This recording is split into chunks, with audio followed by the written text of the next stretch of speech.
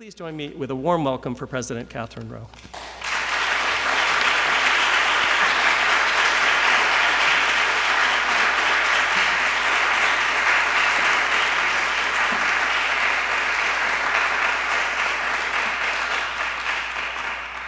Thank you for that introduction, Steve. That was lovely. And welcome to all our friends and partners. This is my first time in this podium. However, I have studied for much of my career spaces like this because we are in a medieval lecture hall. That's where we are. And much of what I will be talking about is about the relationship between old and new in my time over the first 3 months at William & Mary. So it feels lovely to be in a space like this. The great virtue of this kind of a podium is I can see everybody's face. So I am so pleased to be able to welcome our friends and partners today, our 2018 YALI Fellows, who we are celebrating, our Presidential Precinct colleagues, members of our governing board who are here. I'm so pleased to see you. And all those who have supported this shared endeavor over the last 5 years, developing leaders for communities throughout the world. I want to begin tonight by sharing just a little bit of my own story. I began to share earlier this week with the YALI Fellows when we first met a few days ago. And I'm going to connect that to some reflections on leadership that were prompted by our conversation together in the last few days. As I shared on Monday, much of my early childhood was spent in West Africa. My family lived in Lagos, Nigeria until I was nearly 5. My father was working with local leaders to develop standardized educational testing systems for Nigerian schools and higher ed, and to bring in the first computers used in the Nigerian school system. My mother, who is a labor economist, was doing the research for her PhD. She studied the universe of Nigerian entrepreneurs, manufacturing industry entrepreneurs in particular, who used electrical power in their companies. So you can begin to hear the old and new already in my family. My mother interviewed all the industrialists in the greater Lagos region. A significant minority were women at the time. She recalls as many as 5 to 10%, because much commerce in West Africa was traditionally led by women, as many of you know. And she says that there was a time when both she and I could say a polite hello in Yoruba, Igbo, and one of the river state languages. Unfortunately, I did not carry that skill into maturity. What I did carry from that early experience was an understanding from both of my parents that the best solutions for systemic challenges are locally grown. In the social sciences, that's my mom's field, research is generally classified in 2 ways, what are called emic and etic viewpoints. The etic view results from an external observer. The emic view, which was the approach my mother took with Nigerian entrepreneurs, emerges from an embedded perspective within a group.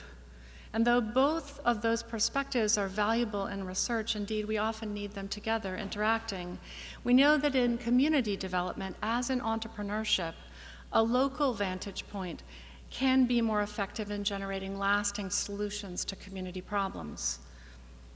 So I want to highlight 2 examples in this YALI class that exemplify this approach.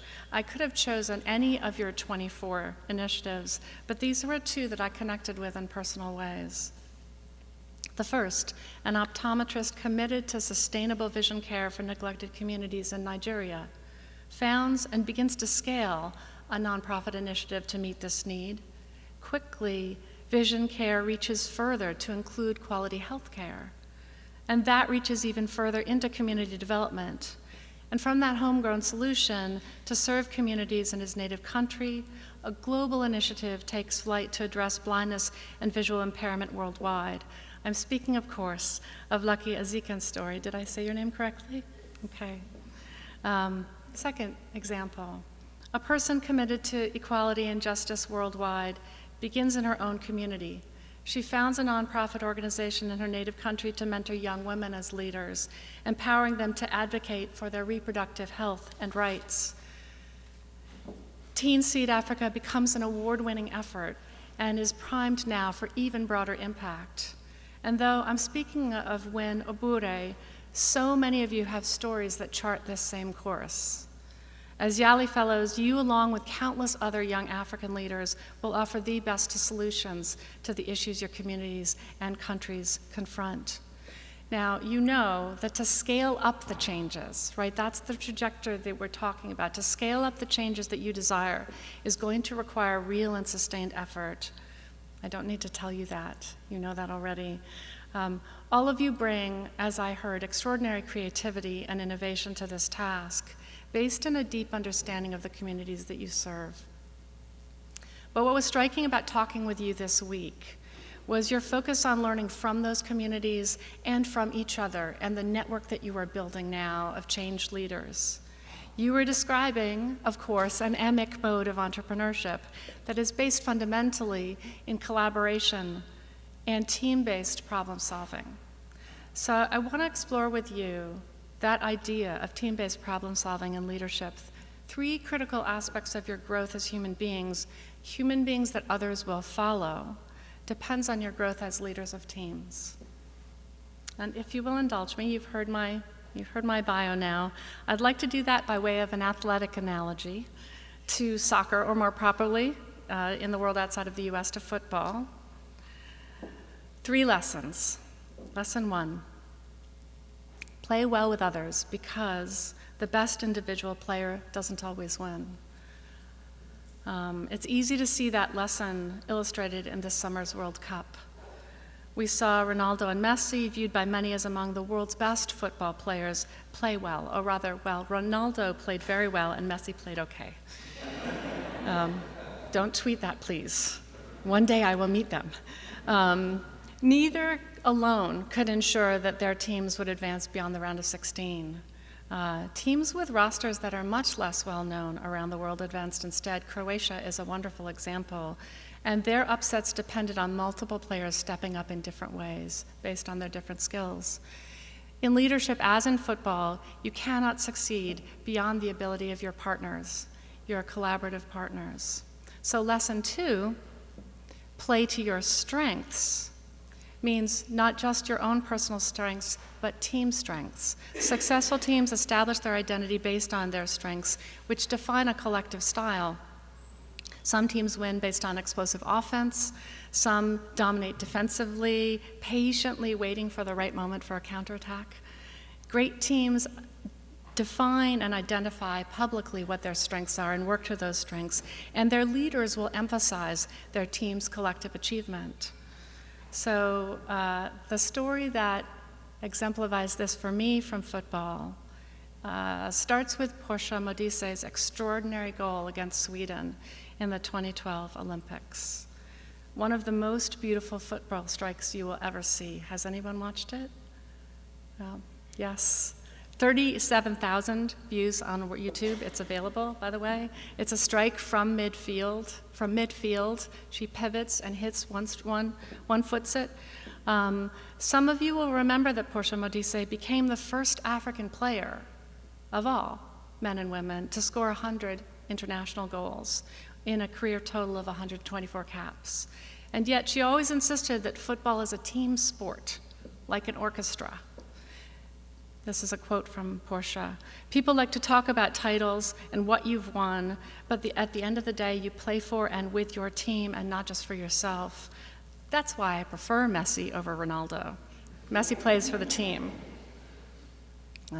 So lesson number 3, be aware of your weaknesses and play to improve them. No leader is strong in all areas, of course. Our weaknesses are opportunities to grow ourselves in collaboration with others. That's something that we talked about together early in the week. Portia Modise talks about growing up playing with boys. It was a very rough path she chose. But she also talks about the way in which playing with those who are bigger and stronger made her better. This year, number 12 assumed her first professional coaching job. I don't know if you know this, but she's coaching a men's team in the SAB, and her ultimate goal is to coach in the Premier League. In an interview this spring, she still describes herself, interestingly, as a learner. I'm learning each and every day, she says, and my team are giving me something in return. Given the extraordinary obstacles she faced as a woman player in South Africa, and that she faces now as a woman coach, we should trust her emphasis on collaboration as a key to success against entrenched opposition. Collaborative partnerships and learning are one of the most effective ways to expand our impact as a leader. So, 2 questions I ask myself as a leader and an athlete that I hope you will take with you into the work that you have ahead of you. The first is, how will you as a leader build a team that enables those with complementary strengths to partner with you? And the second is, how will you empower them and create the opportunities for your team to learn from each other so together you can scale up the work you do? I'd like to close these reflections in what is now going to be a familiar place for you with words that you've grown to know well in your time together from Judge John Charles Thomas's poem, Light the Soul. I know this was among the first things that you heard during the YALI program, as it was for William and Mary's class of 2021. I believe you've each received your own copy, which was such a generous gift from the author. I understand many of you have taken these moving words as your text for your work together, so I'm going to invite you to hear them anew now in the light of my theme of collective effort. For those who are new to this poem, what I'm going to read is an excerpt that begins with a line, "It has been given to some to handle the light." So listen as I read to the way the poem shifts from exceptional individuals, "it has been given to some," to the first person plural, the collective pronoun we. It has been given to some to handle the light, to mold it, to craft it, to bend it to right. It has fallen to some to sculpt what we see, to sharpen, to brighten, to make it run free. To those who would hold light in their hands, there is much to remember, to understand. In the right light, love can shine. In the right light, we can leave wrong behind. By the light, there is good we can know. In the light, justice can grow. So, YALI Fellows, you have embraced these words as your charge. May your influence increase in the years ahead via the partnerships and collaborations for justice that you will grow.